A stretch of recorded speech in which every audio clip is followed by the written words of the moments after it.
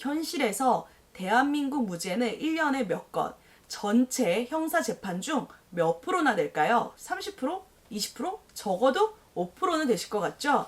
정확한 현실을 알려드리겠습니다. 안녕하세요. 옆집 최변 최선혜 변호사입니다. 우영우에 이어 1,000원짜리 변호사 드라마가 한참 인기인데요. 이런 법정 드라마를 보면 형사사건에서 무죄를 받는 스토리가 빠지지 않고 나와요. 그리고 변호사들이 무죄를 주장할 때 최후 변론에서 꼭 이런 말을 합니다. 의심스러울 때는 피고인의 이익으로 라는 형사법 대원칙과 형사 피고인의 유죄 판결이 확정될 때까지는 무죄로 추정한다. 대한민국 헌법 제27조 제4항 무죄 추정의 원칙입니다. 그럼 현실에서 대한민국 무죄는 1년에 몇 건, 전체 형사재판 중 몇 프로나 될까요? 30%? 20%? 적어도 5%는 되실 것 같죠? 정확한 현실을 알려드리겠습니다.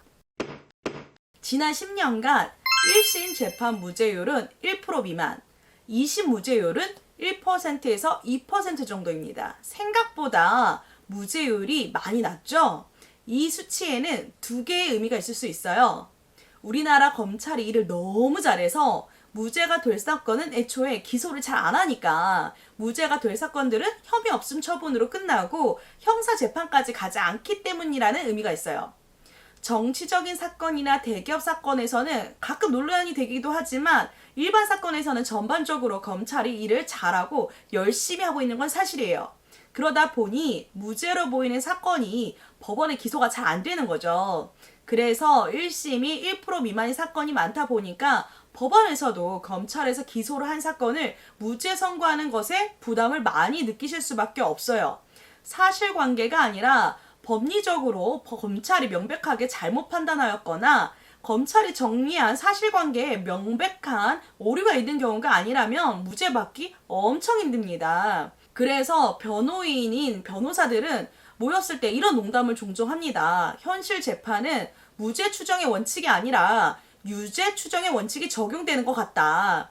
물론 판사님들이 무죄 추정의 원칙을 위반한다는 것이 아니라 그만큼 무죄를 받는 게 어렵다는 뜻입니다.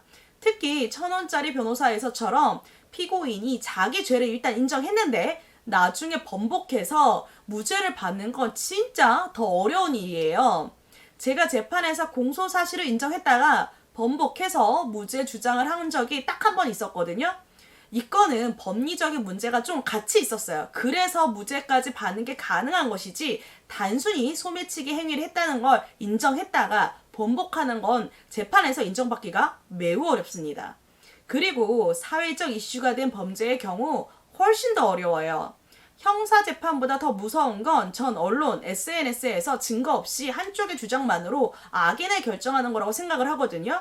제가 무죄 판결 좀 받아본 입장에서 의뢰인들의 그 억울한 심정 이런 걸 옆에서 직접 봐서 그런지 애매한 사건에서 누가 가해자고 누가 피해자인지 기사만 보고 판단하는 경우가 저는 정말 많이 어렵더라고요. 여러분은 언론이나 유튜브, SNS에서 가해자와 피해자가 애매할 때 범죄자에 대한 기사를 들었을 때 얼마나 확신할 수 있으세요? 내가 판사라면 무죄 추정의 원칙을 반드시 지킬 수 있다고 생각을 하시나요? 그냥 이 영상을 보시고 한 번 정도는 생각해 보셨으면 좋겠습니다. 좋아요, 댓글, 구독, 알람은 영상을 만드는데 큰 힘이 되니까 꼭 눌러주세요.